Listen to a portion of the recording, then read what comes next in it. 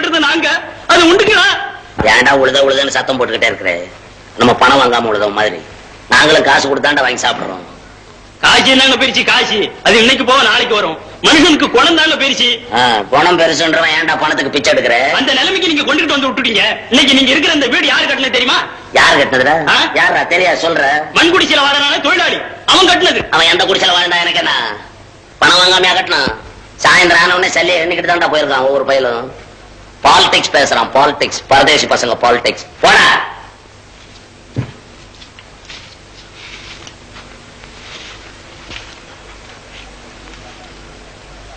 நம்ம நாட்டுல எண்ணி பார்த்தா 400 பணக்காரன் கூட தேர மாட்டான். இவனுங்க என்னடா சதா அவனுங்களே திட்டிக்கிட்டு இருக்கானுங்க. பொறாம பிடிச்ச பயலுக்கு. ஒவ்வொருத்தன் ஒரு நாட்டை பணக்கார நாடா ஆக்கணும்னு படாத பாடு பட்டுக்கிட்டு இருக்கிறான். இங்க என்னடா இருக்கிற பணக்காரனையும் பிச்சைக்காரன் ஆக்கிறதுக்கு திட்டம் திட்டுறானுங்களா? அதுக்கு பேர் என்னடான்னா சரிசமானமா வாழ்றதான் புரியாத பயலுக்கு. சரியா சொன்ன தம்பி. ஒரு பேச்சுனாலும் கணக்கச்சிதமா தான் சொல்றேன். வாங்க பேங்கர் முனியாண்டி இல்லையா? டே மாயாண்டி, ஒரு சேர் கொண்டாந்து போடு. பரவாயில்ல தம்பி, இல்ல சும்மா உட்காருங்க. உட்காருங்க. நம்ம குமார் தம்பி இங்க இருந்தா பாத்துட்டு போலாமேன்னு வந்தேன். அவன் இன்னைக்கு பூரா இங்க வரலையே. ஏன், என்ன விசேஷம்?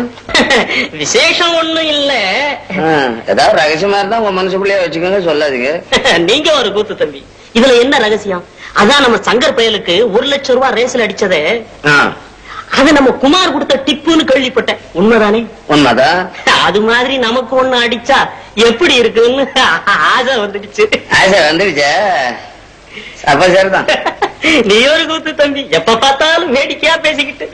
நான் எதுக்காக சொல்றேன்னா, 5 ரூபாயில இப்படி ஒரு அதிர்ஷ்டம் இருக்குதுன்னா அதை ஏன் விட்டு வைக்கிறதுன்னு கேக்குறேன். விடக்கூடாது, புடிச்சு பாருங்க.